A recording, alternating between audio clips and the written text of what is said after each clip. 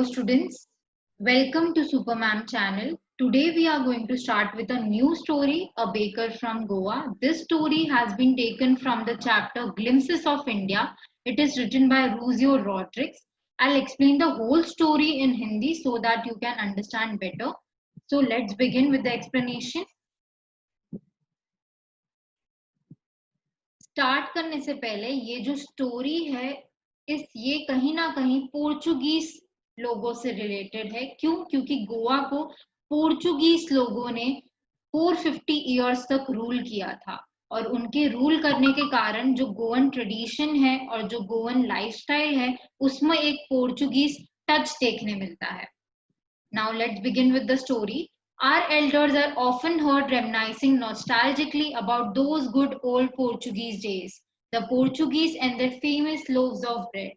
तो हमारे जो elders है वो हमेशा पुरानी बातों को सोचते हैं। कौन से डेज को याद करते हैं? वो गुड ओल्ड पोर्चुगीज डेज को याद करते हैं जब पोर्चुगीज लोग गोवा पे रूल करते थे। उन दिनों को याद करते हैं और वो बहुत ही फॉन्डली याद करते हैं, ये दिनों को बहुत ही खुशी से याद करते हैं। इसके साथ साथ जो पोर्चुगीज है उनका एक फेमस ब्रेड था, वो बहुत अभी भी गोवा में बनाया जाता है। अब यहाँ पे जो लोव्स वर्ड है, loaves means bread that is shaped and baked in a single piece and can be sliced for eating. तो लोव्स बेसिकली बड़े बड़े ब्रेड के एक ब्रिक्स जैसे होते हैं जिसको स्लाइस करके खाया जाता है। तो एक बड़े ब्रेड को स्लाइस किया जाता है और फिर स्लाइसेस को खाया जाता है, उसे हम लोव्स बोलते हैं, एक बड़ा ब्रेड का टुकड़ा।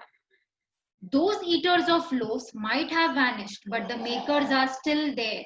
तो भले ही वो पोर्चुगीज लोग जो ये ब्रेड को खाते थे वो अब यहाँ से चले गए हैं, वो अब गोवा से चले गए हैं, बट जो मेकर्स हैं यानी कि जो बेकर्स हैं ब्रेड के, वो अभी भी गोवा में रहते हैं। They are still there. We still have amongst us the mixers, the molders, and those who bake the loaves.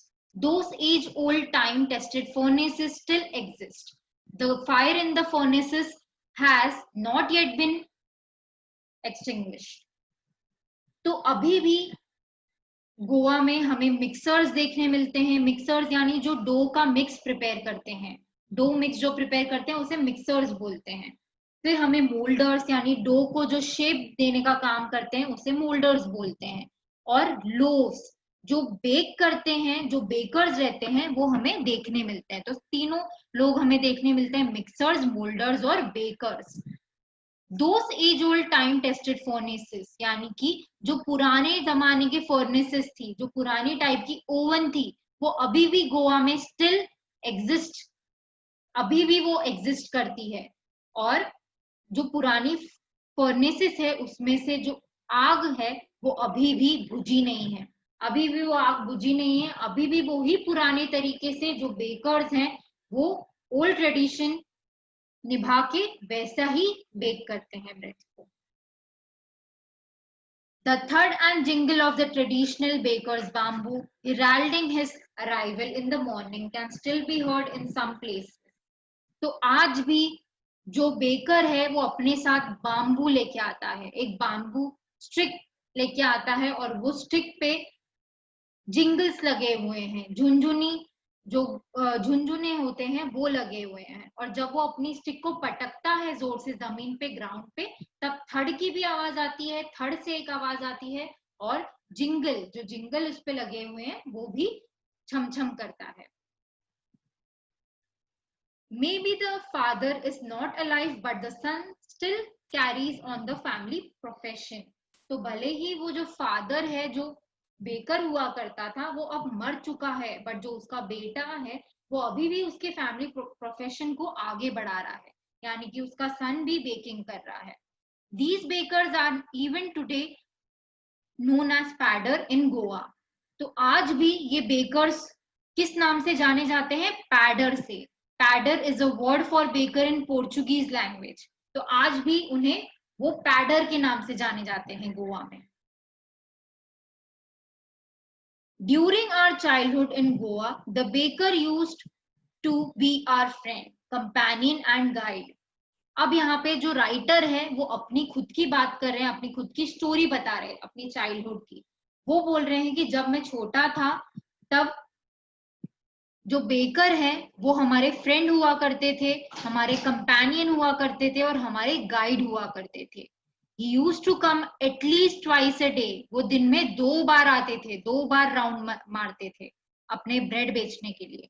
Once when he set out in the morning on his selling round, and then again when he returned after emptying his huge basket.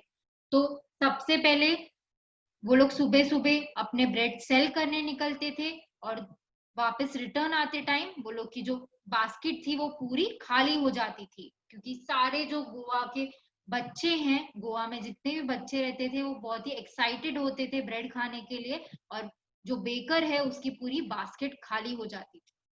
The jingling thud of his bamboo woke us up from sleep and we ran to meet and greet him. तो जैसे ही baker ground पे उसका stick को hit करता था या फिर जोर से पटकता था, तो वो जो जिंगलिंग थड की आवाज थी जो उसके बाम्बू से आती थी, वो आवाज सुन के सारे बच्चे उठ जाते थे अपने नींद से और फिर भागे भागे सारे बच्चे बेकर से मिलने जाते थे। Why was it so? Was it for the love of the loaf? Not at all. The loaves were bought by some Pasquine or Bastine, the maid servant of the house. तो अब यहाँ पे writer बोल रहे हैं कि क्या हम भागे भागे इसके लिए जाते थे सिर्फ वो लोफ खाने के लिए? फिर वो खुद ही आंसर करते कि नहीं, हम लोग वो लोफ खाने के लिए भागे भागे नहीं जाते थे। जब वो तो जो लोफ्स बेकर बेचते थे वो लोफ्स कौन खरीदता था? उनके मेड सर्वेंट्स खरीदते थे, Pasquine या फिर Bastine. What we longed for were those bread bangles. तो जो राइटर है वो किसके पीछे पीछे भागते थे? ब्रेड बैंगल्स के पीछे। Bread bangles refers to the bread in the shape of a bangle called Konkan, which we chose carefully. तो ये जो राइटर है वो यहाँ पे बता रहे हैं कि वो भागे भागे बेकर के पीछे क्यों जाते थे? वो ब्रेड बैंगल्स खरीदने के लिए, क्योंकि sometimes it was sweet bread of special make. वो जो बैंगल्स थी, ब्रेड बैंगल्स, वो एक स्पेशल मेक से बनती थी, यानी कि स्पेशल मिक्सचर से बनती थी, एक स्पेशल इंग्रेडिएंट से बनती थी। कुछ अलग ही स्वाद था वो ब्रेड बैंगल्स में। इसके लिए सारे बच्चे जो थे वो भागे भागे नींद से उठ के बेकर के पास जाते थे सिर्फ वो ब्रेड बैंगल्स खरीदने के लिए। The baker made his musical entry on the scene with the jang jang sound on his specially made bamboo staff. तो जो बेकर था वो अपनी म्यूजिकली एंट्री लेता था और जब वो स्टिक को ग्राउंड से पटकता था तो ग्राउंड पे जब स्टिक पटकती थी तो झैंग झैंग करके आवाज आती थी। One hand supported the basket on his head and the other banged the bamboo on the ground. तो एक हाथ से वो अपनी बास्केट पकड़ता था जो कि उसके सर के ऊपर ऊपर रखी हुई रहती थी और एक हाथ में उसके स्टिक हुआ करती थी और स्टिक को वो जोर जोर से ग्राउंड पे पटकता था। He would greet the lady of the house with good morning and then place his basket on the vertical bamboo. तो फिर जो बेकर है वो लेडी जो घर की जो लेडी है उसको ग्रीट करता था, उसको गुड मॉर्निंग बोलता था और फिर अपनी बास्केट को अपने स्टिक से सपोर्ट देता था। We kids would be pushed aside with a mild rebuke and the loaves would be delivered to the servant. तो जब बच्चे भागे भागे जाते थे बेकर के पास खरीदने के लिए, पर बच्चों को जाने नहीं दिया जाता था, उनको साइड में ढकेल दिया जाता था और जो सर्वेंट्स थे वो बेकर से लोफ लेते थे, लोफ खरीदते थे। But we would not give up. We would climb a bench or the parapet and peep into the basket. पर जो बच्चे थे वो इतने एक्साइटेड थे वो टाइम पे कि वो गिव अप नहीं करते थे, वो कैसे ना कैसे बेकर की बास्केट में झांकने की कोशिश करते थे। या तो वो बेंच क्लाइंब करते थे या फिर वो पैरापेट क्लाइंब करते थे, यानी कि पैरापेट मींस रेलिंग और अ लो protective wall.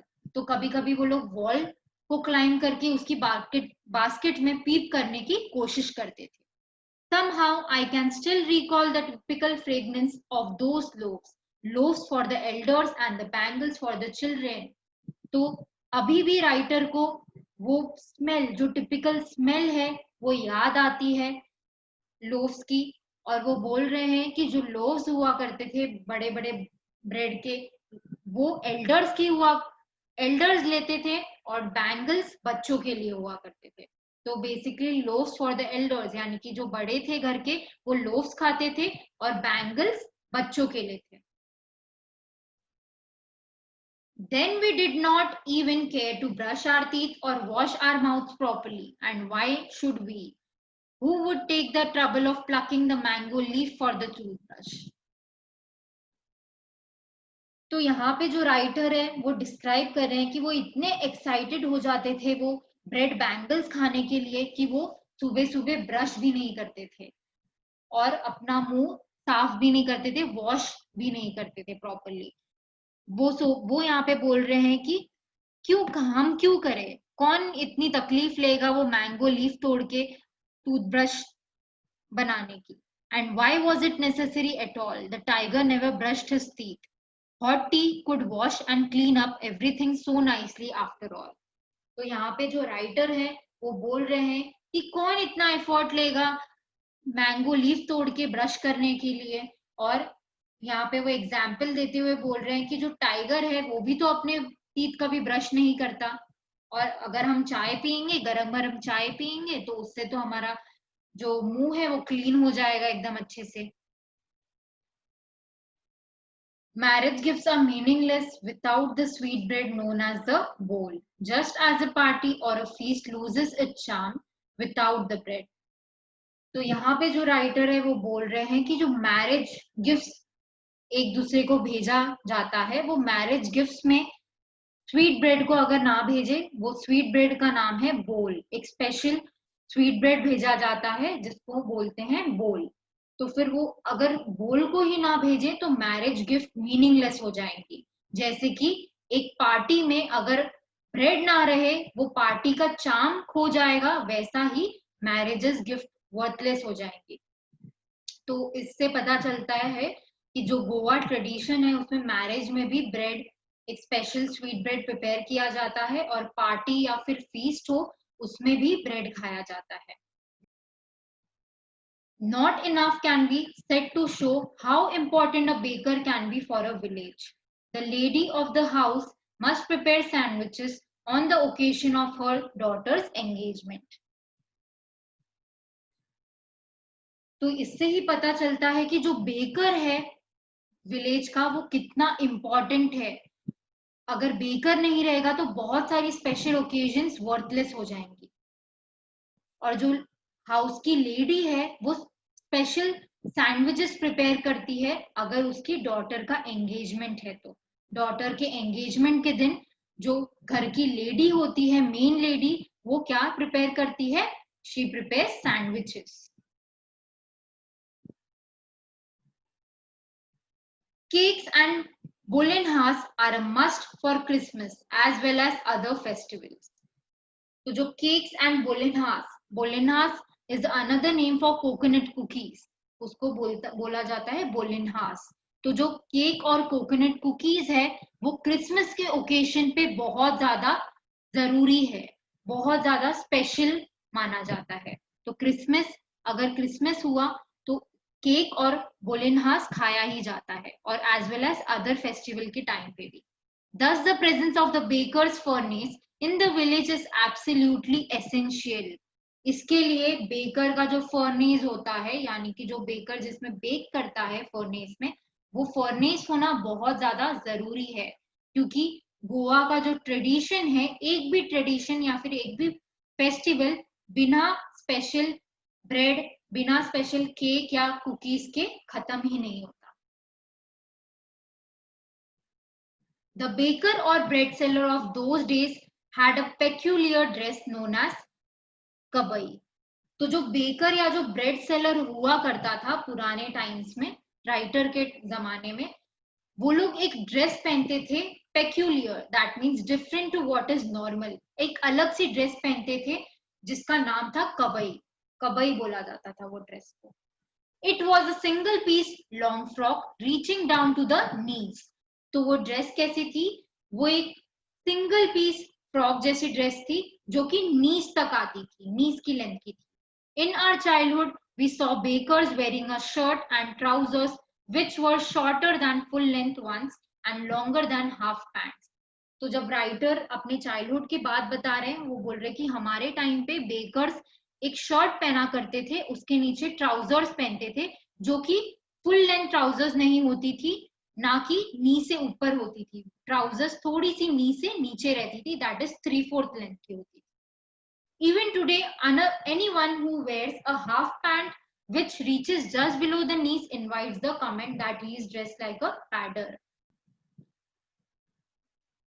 The baker usually collected his bills at the end of the month. Monthly accounts used to be recorded on some wall in pencil. तो जो बेकर था वो अपनी जो बिल्स या फिर अपने जो पैसे हैं वो कलेक्ट कब करता था? मंथ के एंड में. और वो जो मंथली अकाउंट है, जो टोटल किसने कितना ब्रेड लिया है पूरे मंथ में, वो सारी डिटेल्स वो वॉल पे लिखता था. उनके घर के बाहर जो वॉल रहती थी उस पे लिखता था एक पेंसिल से. Baking was indeed a profitable profession in old days. तो पुराने जमाने में राइटर बोल रहे हैं कि बेकिंग जो था वो that was a profitable profession. It means कि उससे बहुत ज्यादा प्रॉफिट मिलता था, पैसा ज्यादा अर्निंग होती थी. The baker and his family never starved. और जो बेकर और उसकी फैमिली हुआ करती थी वो कभी भी भूखे पेट नहीं सोती थी. He, his family and his servants always looked happy and prosperous.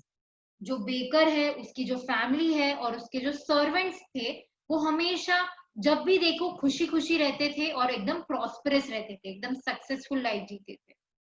There plum physique was an open testimony to this. तो वो लोग का जो plum physique, that means pleasantly fat body, was an open testimony, public statement about a character. तो उनकी जो मोटी body थी, फैट बॉडी थी, उससे पता चलता था कि वो लोग कभी भी स्टार्व नहीं करते अपनी लाइफ में, कभी भी भूखा पेट नहीं सोते हैं, और वो लोग की लाइफ कितनी हैप्पी और प्रॉस्पेरस है.